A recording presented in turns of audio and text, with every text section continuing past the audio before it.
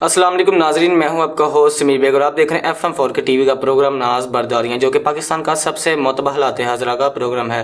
میرے ساتھ اسٹوڈیو میں موجود ہے ہمارے ملک ممتاز دانشور سینئر کالونی کا تجزیہ کار ادریس ناز صاحب، تو ان سے بات کرتے ہیں۔ السلام علیکم سر۔ وعلیکم السلام۔ کیسے ہیں آپ؟ الحمدللہ۔ سر، وہ لوگ جو میرے ہم عمر ہیں، ان کے ہوش و حواس والی زندگی میں یہ پہلی نگران حکومت ہے۔ کیا ماضی میں بھی اس طرح کے نکمے اور نااہل نگران سیٹ اپ ہوا کرتے تھے؟ کیا کہتے ہیں آپ اس کے بارے میں؟ سمیر، میں 5 دہائیاں گزار چکا ہوں اور اپنی ہوش و حواس والی زندگی میں، جیسے آپ نے فرمایا، مطلب 2018 کے انتخابات جو تھے جی وہ بھی آپ نے دیکھے، لیکن ظاہر ہے 5 سال پہلے آپ بہت چھوٹے تھے، وہ آپ کی ہوش و حواس والی زندگی میں وہ نگران سیٹ اپ نہیں تھا۔ تو یہ جو نگران سیٹ اپ ہے، اسے آپ دیکھ رہے ہیں اور آپ کے علم میں ہے کہ یہ کیسے چل رہا ہے۔ تو میں نے اپنی زندگی میں بہت سارے نگران سیٹ اپ دیکھے ہیں، اور میں نے اس لیے زیادہ دیکھے ہیں کہ اس زمانے میں میاں نواز شریف صاحب اور محترمہ بینظیر بھٹو جو تھے، وہ ایک دوسرے کو ٹنیور ہی نہیں پورا کرنے دیتے تھے۔ 2-2.5 سال، 2-2.5 سال، 2.25 سال، 2.25 سال بعد حکومت دڑم سے گر جایا کرتی تھی، ریت کی دیوار ہوتی تھی حکومت، تو حکومت گر جاتی تھی اور پھر نگران سیٹ اپ آ جاتا تھا۔ اور پھر میری زندگی میں ایک ایسا بھی سیٹ اپ آیا جو پرویز مشرف صاحب کا تھا 12 اکتوبر 1999 کے نتیجے میں، اور وہ پھر سیٹ اپ ایک لمبا عرصہ چلا، اور اس میں کوئی پتہ نہیں تھا کہ کتنا عرصہ نگران سیٹ اپ رہا اور کتنا عرصہ حکومت اور جمہوریت رہی۔ وہ مطلب اس کے بارے میں کچھ بھی کہنا عجیب سی بات ہے۔ تو بہت سارے نگران سیٹ اپ دیکھے، لیکن اللہ کے فضل و کرم سے کچھ لوگ ہوتے ہیں نا، ریکارڈ بنانے کے لیے آتے ہیں۔ یہ جو کاکڑ صاحب ہیں، یہ کوئی نیا ریکارڈ بنانے آئے ہیں۔ ان سے زیادہ نکما حکمران ہم نے تو نہیں دیکھا، میں نے تو اپنی زندگی میں نہیں دیکھا، جتنے بھی نگران سیٹ اپ دیکھے۔ ماضی میں بھی ایسے ہی ہوتا تھا۔ اچھا چلے اس بیچارے کو تو جانے دیں، یہ تو میں نے پہلے دن سے کہا تھا کہ اس سے کچھ بھی توقع رکھنا کائنات کی سب سے بڑی حماقت ہے۔ جو منتخب حکومتیں آئی ہیں، انہوں نے کیا کیا؟ میں ایک چھوٹی سی مثال دے کے بات کو آگے بڑھاؤں گا۔ 1 مہینے کے اندر یہ جو مہینہ گزرا ہے، اس میں پیٹرول کی قیمتیں تھوڑی نیچے آئیں۔ اس 1 تاریخ کو صرف انہوں نے یہ کہا کہ برقرار رہیں گی قیمتیں، جو ہم نے 15 اکتوبر کو جو قیمتیں طے کی تھیں وہ برقرار رہیں گی۔ تو 1 تاریخ کو قیمتیں تبدیل نہیں کی گئیں، لیکن 1 مہینے میں چلے پیٹرول کچھ نہ کچھ تو سستا ہوا نا۔ 1 مہینہ پہلے گجرانوالہ سے لاہور کا کوسٹر کا کرایہ جو تھا فلائنگ کوچ کا، وہ تھا 400 روپے۔ پیٹرول سستا ہوا تو کرایہ ہو گیا 430 روپے۔ اندازہ قائم کریں۔ اچھا، کوئی ایک حکومت کا یا کوئی ادارہ ایسا ہے جو چیک اینڈ بیلنس رکھتا ہو، جو مانیٹرنگ کرتا ہو؟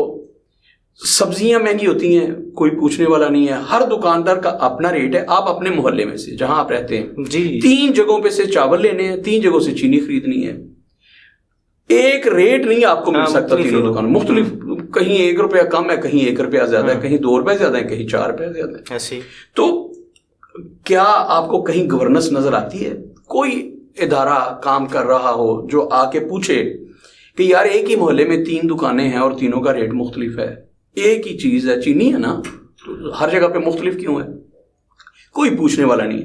اچھا، ہماری ٹرانسپورٹ اتھارٹی جو ہے، کیا کمشنر نے اور ڈی سی نے کبھی پوچھنے کی کوشش کیا؟ ہر علاقے کے جو ڈی سی ہیں اور کمشنر، کیا کبھی پوچھنے کی کوشش کی ٹرانسپورٹر سے کہ آپ اپنی مرضی سے کرایہ بڑھا دیتے ہیں اور پھر اس پہ ٹک جاتے ہیں؟ پیٹرول مہنگا ہوتا ہے تو کرایہ تو بڑھنا ہے، اب پیٹرول کم ہوتا ہے تو وہ نیچے کیوں نہیں آتا؟ پاکستان کا یہ المیہ۔ لاہور کا آج کا جو کرایہ ہے نا کوسٹر کا، فلائنگ کوچ کا، گجرانوالہ سے لاہور کا، مطلب گجرانوالہ سے لے کر یادگار تک، یا جو لاری اڈا ہے آزادی چوک والا وہاں تک، بادامی باغ والا وہاں تک 430 روپے کرایہ ہے، اور 1 مہینے میں یہ اضافہ ہوا ہے۔ کوئی پوچھنے والا نہیں ہے، کوئی مائی کا لال ایسا پیدا نہیں ہوا جو انہیں روک سکے اور انہیں پوچھے کہ تم ایسی منمانی کیوں کرتے ہو۔ یہ چونکہ پبلک کا ایشو ہے، اس لیے نہ تو وہ جو بیچارہ ہمارا نگران وزیر اعلیٰ ہے، میں نے عرض کیا تھا نا کہ میں نے اپنی زندگی میں شہباز شریف کے بعد ایک یہ بندہ دیکھا ہے جس کی آنیاں جانیاں ختم نہیں ہوتی ہیں۔ ہاسپٹلز میں جا رہا ہے، کالجز میں جا رہا ہے، پتہ نہیں کہاں کہاں جا رہا ہے، اور جہاں کوئی بھی نہیں جاتا الحمدللہ وہاں بھی پہنچ جاتے ہیں یہ صاحب۔ لیکن مجال ہے کہ ان کے کہیں جانے آنے سے کوئی فرق پڑتا ہو؟ کوئی سمجھ سے باہر ہے۔ ہاسپٹلز میں آپ گجرانوالہ کا سیور ہاسپٹل جو ہے، DHQ district head quarter teaching hospital, وہاں پہ پچھلے 3 مہینے سے پایوڈی نہیں ہوتی، وہ تک موجود نہیں ہے۔ ایمرجنسی میں میڈیسن موجود نہیں ہے، اور گائنی کے لیے جو جاتی ہیں خواتین बेचारे गरीब लोग कहाँ जाएं? प्राइवेट इन्होंने जो जॉब करते हैं ना वहाँ, इन्होंने अपने प्राइवेट क्लिनिक्स बनाए हुए, हॉस्पिटल्स बनाए हुए, वहाँ चले जाए तो 1 लाख रुपया डिलीवरी केस का कम से कम खर्च आ जाता है। तो लोग जाते हैं सरकारी हॉस्पिटल में, और आलम यह है कि वहाँ पे देने के लिए डिस्प्रिन तक नहीं है। तो कोई है जो चेक एंड बैलेंस करता हो? कमिश्नर साहब के पास इतनी फुर्सत हो, डीसी के पास इतनी फुर्सत हो, वज़ीर आला आते हैं जनाब, वो देखते हैं कि वहाँ पे 4 लोग नहीं थे, वो 2-4 बंदे मुअत्तल करके चले जाते हैं। लेकिन कभी उससे कोई फर्क पड़ा हो? कोई ऐसी बात नहीं है। अच्छा, मैं हैरान होता हूं कि ये मेरा मुल्क है अल्लाह के फजल करम से, जहां पे कोई हुकूमत निगरान सेटअप हो या मुंतखब हुकूमत हो, कोई चेक एंड बैलेंस नहीं है, हर बंदा अपनी मनमानी करता है। चिकन का रेट निकालना है तो वो एक माफिया है। अच्छा, आप पता है हमारे हमजा साहब को मुर्गी कहते हैं, हमजा मुर्गी, तो उन्हें क्यों कहते हैं? सबसे ज्यादा पोल्ट्री फार्म जो हैं वो हमजा शहबाज शरीफ साहब के हैं। तो कोई पूछने वाला है? कौन उन्हें पूछेगा? साहिब, आप जब मुर्गी की कीमतें इतनी बढ़ा देते हैं, आपको कोई पूछने वाला है? कोई पूछने वाला नहीं है। यहाँ चेक एंड बैलेंस नाम की कोई चीज नहीं है। अच्छा, दूध की कीमतें, दही की कीमतें कौन तय करता है? जो सरकारी प्राइस कंट्रोल कमेटी हैं वो क्या करती हैं? कभी किसी ने चक्कर लगाया है, जाके पूछा है किसी से, या देखा है कहीं कि क्या रेट्स हैं? और जो हमने रेट तय किए, गोश्त से लेकर सब्जियों तक और फलों तक, सरकार ने जो रेट निरखनामा बना के भेजा है ना, उस पे कोई इंप्लीमेंट नहीं करता, ना उसको खातिर में कोई लाता। अपनी अपनी मर्जी का रेट है। मैंने आपको एक प्रोग्राम में मैंने बात की थी कि एसी साहब आए हैं, उनके साथ पुलिस भी है, और वो ऐलान कर रहे हैं, उनके पीछे जो एक वैन है वो ऐलान कर रही है कि ये जो जुमा बाजार और इतवार बाजार होते हैं कि ये चीजों के ये रेट्स हैं, उनके मुताबिक चीजें खरीदी जाए। दुकानदारों ने उस रेट पे दी नहीं चीजें। ये आपके पीपल्स कॉलोनी वाले का हाल है। तो कहीं आपको गवर्नेंस नजर नहीं आएगी। शहबाज शरीफ की आनियां जानियां थी। अच्छा, लोग फाकों मर रहे हैं, तो हम कहाँ जा रहे हैं? मुझे बार बार रिपीट करना पड़ता है, हमारे यहाँ सिर्फ फ्रांस में मलका मारी अंतोनत नहीं हुई, वो तो बड़ा मशहूर ज़माना है ना कि जब उनसे कहा गया कि मलका आलिया, लोग तो फाकों मार रहे हैं, उनको खाने के लिए रोटी नहीं मिलती, तो मलका बड़ी मासूम थी। हुक्मरान बड़े मासूम होते हैं, इनोसेंट होते हैं। तो मलका मारी अंतोनत ने कहा था अगर रोटी नहीं उन्हें मिलती तो वो केक क्यों नहीं खा लेते? अब सुभान अल्लाह, कहने वाले का मतलब तो ये था कि लोगों के पास पैसे नहीं है कि वो 1 वक्त की या 2 वक्त की रोटी खा लेते। वो कहते हैं अगर रोटी नहीं मिलती तो वो केक खा लिया करें। तो मतलब ऐसे हुक्मरान। हमारे यहाँ वफाकी वजीर खुराक थी सैयदा आबदा हुसैन साहिबा, तो वो वफाकी वजीर खुराक थी, तो उस जमाने में कहत पड़ गया, आटे की किल्लत पैदा हो गई। ये ज़रई मुल्क की बात कर रहा हूँ, जो दुनिया का सबसे ज्यादा गंदम पैदा करने वाला 3रा, 4था, 5वां बड़ा मुल्क है। हम अपनी जरूरियात के तकरीबन 96-97% गंदम खुद पैदा करते हैं। उस मुल्क में गंदम नहीं मिल रही, आटा नहीं मिल रहा था। तो उनसे किसी सहाफ़ी ने सवाल कर दिया, उन्होंने कहा वफाकी वजीर साहब से, उन्होंने कहा मैडम लोगों के पास खाने के लिए रोटी नहीं, लोग फाकों मार रहे हैं। ये मुहावरत उन्होंने इस्तेमाल किया। उन्होंने कहा लोग तो फाकों मार रहे हैं। तो मोहतरमा फरमाने लगी, उन्होंने कहा अभी तक मरा तो नहीं। मतलब उनके कहने का मतलब ये था कि कोई 10-20 हज़ार लोग इकट्ठे मरे तो हमें पता चले ना कि लोग मर रहे हैं। ये इक्का दुक्का किसी शहर में 5 मर गए, 7 मर गए। पता है आपको, शहबाज शरीफ साहब जब आटा तकसीम कर रहे थे, एक दिन 1 दर्जन लोग भी मरे हैं पैरों के नीचे आके कुचल के, हबस के साथ। वो रमजान था, लोगों ने रोजे रखे होते थे, और ख़वातीन ने, बूढ़े लोगों ने रोजे रखे होते थे, और लंबी लाइनें थीं।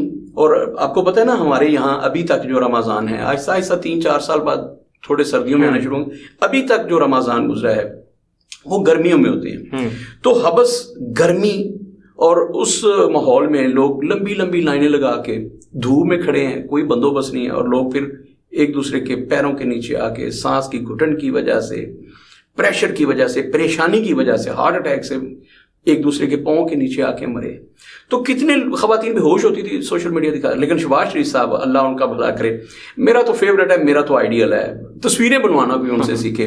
फिर एक तोड़ा वो पकड़ते थे 10 किलो आटे का, तो वो किसी के सर पे रख के फिर आधा घंटा वो कैमरे वाले से कहते थे वो खिंच मेरी फोटो ते बट विच रख ला वगैरह वगैरह।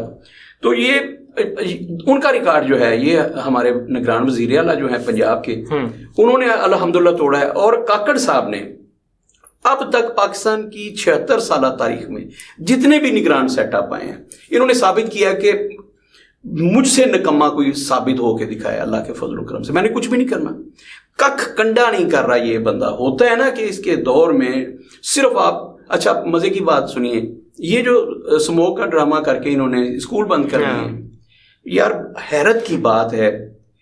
ویسے تو میں تو اس کے خلاف ہوں نا کہ فیکٹریاں بند کر دی جائیں, مزدوروں کا روزگار. اچھا فیکٹریاں دھواں اگلتی ہیں نا, تو اسموک کا باعث تو بنتی ہیں وہ. انہوں نے کہا نہیں اسکول بند کر دو. اچھا مجھے ایمانداری سے بتائیں, کیا اسکول جو ہیں وہ دھواں پیدا کرتے ہیں؟ بچے اسکول میں جاتے ہیں تو اسکول میں جا کے دھواں چھوڑتے ہیں. کیا وہ CNG پہ ہیں؟ میری سمجھ سے ڈیزل پہ ہیں بچے. تو یہ چیزیں جو ہیں, حیرت کی بات ہے, کہاں بیٹھ کے آپ پلاننگ کرتے ہیں, کون آپ کو مشورے دیتا ہے, تو سمجھ سے باہر ہے. میں تو سوچ کے پریشان ہوں کہ پاکستان کا کوئی ایسا پیریڈ, کوئی ایسا دور جہاں میں نے گورننس دیکھی ہو, مطلب چلیں زیادہ نہیں میں بات کرتا, تو پچھلے 30-35 سال سے تو ہوش و حواس کی زندگی بسر کر رہا ہوں نا. میں نے اپنی 30-35 سال کی زندگی میں ایک حکومت ایسی نہیں دیکھی جسے لوگوں کا خیال ہو, لوگوں کے مفادات کا تحفظ کیا جائے. میں نے ایک قطعہ لکھا تھا, میں نے کہا تھا کہ حسن میلہ ہے کبھی صاف ہوا کرتا تھا. حسن میلہ ہے آپ کا کبھی صاف ہوا کرتا تھا. وہ نا یہ سنانے سے پہلے ہمارے سعادت حسن منٹو صاحب یاد آ گئے. انہوں نے کہا جب حسن تھا تب آئینہ نہیں تھا, جب حسن تھا تب آئینہ نہیں تھا, اب آئینہ ہے پر حسن کہاں. ہاں میں عرض کر رہا تھا, میں نے 2 اشعار کہے, ایک قطعہ آپ کی نظر کر رہا ہوں کہ حسن میلہ ہے کبھی صاف ہوا کرتا تھا, کیا کہیں عشق بھی شفاف ہوا کرتا تھا, ناز تاریخ کے اوراق پلٹ کر پڑھنا کون سے دور میں انصاف ہوا کرتا تھا. تو پاکستان کے 50 سالہ تاریخ میں پہلی, اور یہ جو اب کے ہیں 76 سال ہو گئے پاکستان کو, بھائی اس پونی صدی میں کون سا دور ہے جب عام آدمی کو عمران خان کو رات کے 2 بجے انصاف مل جانا اس کی بات نہیں کر رہا, شہباز شریف کو چھٹی والے دن انصاف مل جانا اس کی بات نہیں کر رہا کہ چھٹی والا دن اسپیشل عدالت لگی اور انہوں نے کہا جی کہ انصاف فراہم کرنا ہے, ان کی بات نہیں ہو رہی. میں عام آدمی کی بات کر رہا ہوں. وہ ایک بندہ پاکستان کا آپ نے بتانا ہے, یہاں پہ ایسی لائنیں لگی ہوئی ہیں کہ بندہ مر گیا ہے, اسے سزائے موت ہو گئی ہے, اور 10 سال بعد 20 سال بعد عدالت نے فیصلہ دیا ہے کہ اسے باعزت بری کیا جاتا ہے. کمال کا انصاف ہے, اور یہ صرف پاکستان میں ہوا ہے. مجھے دنیا کی ہسٹری میں دکھائیں کہ کہیں بندہ پھٹے چڑھ گیا ہے, پھائے لگا دی ہے, اسے پھانسی دے دی ہے, سزائے موت پر امپلیمنٹ ہو چکی ہے, اور اس کے مرنے کے بعد کوئی 5 سال بعد, کوئی 10 سال بعد, کوئی 15 سال بعد, کوئی 20 سال بعد یہ فیصلہ آ رہا ہے کہ جناب اس کو باعزت بری کیا جاتا ہے, اس پہ کوئی الزام ثابت نہیں ہو سکا. تو یہ پاکستان میں یہ ایسے معجزات ہوتے ہیں. تو وہ کون سا دور ہے جہاں پہ سارے ادارے کام کر رہے ہوں؟ میں عرض کرتا ہوں, ایک مثال دے کے آج کی گفتگو کو سمیٹتے ہیں. میں نے پہلے بھی مثال دی. ایک میں نے کہا کہ میں جب آیا ہوں یہاں آفس آ رہا تھا راستے میں, تو میں آپ کو کہوں کہ یار میں راستے میں ایک ڈیڈ باڈی دیکھ کے آیا ہوں. وہ بندہ مر گیا تھا, اسے ٹرک نے کچل دیا, بالکل کیما ہو گیا فیتا, لیکن اس کا ایک ہاتھ سلامت تھا, اور وہ ہاتھ کے اشارے سے لوگوں کو بلا رہا تھا. اس نے مجھے بھی اشارہ کیا, میری بات سنو. آپ مان جائیں گے بھائی, جب جسم پہ موت طاری ہوتی ہے تو پوری باڈی پہ ہوتی ہے, پورے جسم پہ موت طاری ہوتی ہے. یہ نہیں ہوتا کہ ہاتھ سلامت بچ جائے, پاؤں سلامت بچ جائیں, ہونٹ سلامت بچ جائے. جب مر گیا بندہ, جب میں نے کہا ڈیڈ باڈی وہ حرکت نہیں کر سکتی, نہ وہ سن سکتا ہے, نہ بول سکتا ہے, نہ کسی کو اشارہ کر سکتا ہے. اسی طرح جب معاشرے پہ موت طاری ہوتی ہے تو پھر پورے کا پورا معاشرہ جو ہوتا ہے, معاشرہ ایک جسم کی مانند ہے. تو پھر سارے ڈپارٹمنٹس ہوتے ہیں, آپ کا ایجوکیشن فیل ہے, آپ کا جوڈیشری فیل ہے, آپ کا ایریگیشن فیل ہے, کون سا ایسا محکمہ ہے, آپ کی فوڈ اتھارٹی کہاں بھنگ پی کے سو رہی. تو کوئی ایک ادارہ مجھے بتائے نا کہ جو اپنے ڈومین میں رہ کے وہ بالکل ٹھیک سے کام کر رہا ہو. ہر ادارہ دوسرے کی ڈومین میں جا کے کام کرنا پسند کرتا ہے. اور میں نے ایک مثال دے کے بس ختم کرتا ہوں. میں نے کہیں کہا تھا کہ عدل کیا ہے, عدل کی ڈیفینیشن کیا ہے. عدل کی ڈیفینیشن یہ ہے کہ آپ چیزوں کو ان کے مقام پر رکھیں. مثال کے طور پر گل جو ہیں, پھول, گلدان میں اچھے لگتے ہیں, ان کے رکھنے کی جگہ, یہ عدل ہے. گل کے ساتھ کیا عدل ہے, پھولوں کے ساتھ کیا عدل ہے, گلدان میں رہے, کوڑے دان میں رہے, سیاست دان پارلیمان میں رہے, اور فوجی جنگ کے میدان میں رہے. سارے اپنی ڈومین سے باہر ہیں. فوجی جو ہے وہ کہتا ہے میں نے پالیٹکس کرنی ہے, سیاستدان کہتا ہے کہ میں نے ان کے کام میں ٹانگ اڑانی ہے, جرنیل بھی میں ہوں. سارے ایک دوسرے کے کام کرنا چاہتے ہیں, اپنا کام کوئی کرنے کو تیار نہیں. یہی وجہ ہے, یاد رکھیے گا, یہ معاشرہ کیوں میں بار بار کہتا ہوں کہ یہ معاشرہ پنپ نہیں پا رہا, یہ ترقی نہیں کر رہا. اس کی وجہ کیا ہے؟ آپ مینار پاکستان ان گنت مرتبہ آپ نے دیکھا ہوگا, آج جی چاہ رہا ہے مثالیں دے دے کے لوگوں کو سمجھاؤ, شاید کسی گوگو گھوڑے کو کوئی بات اپیل کر جائے, اسے سمجھ آ جائے. آپ مینار پاکستان دیکھیں, مینار پاکستان جو ہے نیچے سے اس کی بہت بڑی فاؤنڈیشن ہے, جو زمین کے اوپر ہے, جو زمین کے نیچے ہے وہ تو اور بھی کئی گز زمین میں پھیلی ہے نا, دائیں بائیں ہر طرف ہر سمت میں پھیلی ہے. اچھا, جب ہم مینار بناتے ہیں اس کی جو فاؤنڈیشن ہوتی ہے نا, زمین میں جو ہوتی ہیں اس کی جڑیں, وہ بہت دور تک پھیلی ہوتی ہیں. اب مینار پاکستان جو چبوترے کے اوپر ہے, آپ دیکھیے اس کا پھیلاؤ نیچے سے بہت زیادہ ہے. جیسے جیسے مینار اوپر جا رہا ہے مینار پاکستان, اس کا سائز کم ہوتا جا رہا ہے, ٹھیک ہے نا. اچھا, اوپر جا کے بالکل ایک کرسی رہ گئی ہے, ایک نوک ہے, تو مینار اس لیے کھڑا ہے. اب مجھے بتائیے کہ آپ مینار کو الٹا کھڑا کرنے کی پریکٹس کریں کہ ہم نے نوک کے بعد مینار پاکستان کو کھڑا کرنا ہے, ایمانداری سے بتائیں مینار کھڑا ہو جائے گا؟ یہ تو کوئی چمتکار ہی ہو سکتا ہے نا, کوئی پیغمبر کر سکتا ہے, اللہ کر سکتا ہے. تو ہم ایسا کر سکتے ہیں کہ ہم نے مینار الٹا, میں کہوں کہ میں مینار الٹا کھڑ کے آپ کو دکھانا چاہتا ہوں. تو ہمارے ملک میں جو پریکٹس ہو رہی ہے نا, سارے کے سارے تلے ہوئے ہیں کہ ہم نے مینار کو الٹا کھڑا کرنا ہے. یہ مینار پاکستان ہے, مینار پاکستان کی بات نہیں کر رہا. سارے نوک کے بل پاکستان کو کھڑا کرنے کی پریکٹس کر رہے ہیں. ایمانداری سے بتائیے گا کیا پاکستان اپنے پیروں پہ کھڑا ہو سکتا ہے؟ جب تک آپ اس کی فاؤنڈیشن کو مضبوط نہیں کرتے, اس کی بنیادوں کو مضبوط نہیں کرتے, تب تک معاشرہ پنپ نہیں سکتا, معاشرہ ترقی نہیں کر سکتا, ملک آگے نہیں بڑھ سکتا. رونا رونے کے علاوہ میری گفتگو میں آپ کو نوحے ملیں گے, آپ کو مرثیے ملیں گے, آپ کو ماتم ملے گا میری گفتگو. اس کی وجہ کیا؟ میں وقت کی کربلا میں کھڑا ہوں, میں وقت کی کربلا میں تنہا کھڑا گگو گھوڑوں کو آوازیں دے رہا ہوں, اٹھ جاؤ, ہائے ہائے میرا حسین. حسن نثار کا شعر, میرا حسین ابھی کربلا نہیں پہنچا, میرا حسین ابھی کربلا نہیں پہنچا, میں حر ہوں اور ابھی لشکر یزید میں ہوں. میں اپنے امام حسین کا انتظار کر رہا ہوں, وقت کے امام کا انتظار کر رہا ہوں. میں اس کے ساتھ مل کے جہاد کرنا چاہتا ہوں, اس کفر کے, اس ظلم کے معاشرے کے خلاف میں جنگ لڑنا چاہتا ہوں. لیکن میرا حسین ابھی کربلا نہیں پہنچا. میں وقت کے صحرا میں, وقت کی کربلا میں تنہا کھڑا آوازیں دے رہا ہوں گگو گھوڑوں کو, خدا کا خوف کرو, اللہ کا واسطہ ہے, جاگ جاؤ. اگر تم نہ جاگے تو تمہاری نسلیں وہ عذاب بھگتیں گی جو تم نے خواب میں بھی نہیں دیکھا. جہنم کا تو صرف تم نے سنا ہے نا. اسی ملک میں اگلے آنے والے 5 سے 10 سال اتنے کڑے ہوں گے کہ ہماری نسلیں جو ہیں وہ یاد کریں گی کہ ہمارے بڑے ہمیں کیسا پاکستان دے کے گئے تھے. پھر ممکن ہے وہ علامہ اقبال کے خواب کے بھی خلاف ہو جائیں, شاعر مشرق کو برا بلا کہنا شروع کر دیں. ہو سکتا ہے اپنے محسن قائد اعظم محمد علی جناح کو برا بلا کہنا شروع کر دیں. کیسا پاکستان بنا کے گئے تھے بابا جی, یہ پاکستان دے کے گئے تھے, اس سے تو گورے بہتر تھے. کم از کم جب وہ ہم پہ حکومت کر رہے تھے تو کہیں انصاف تو ہوتا تھا نا, کہیں نہ کہیں.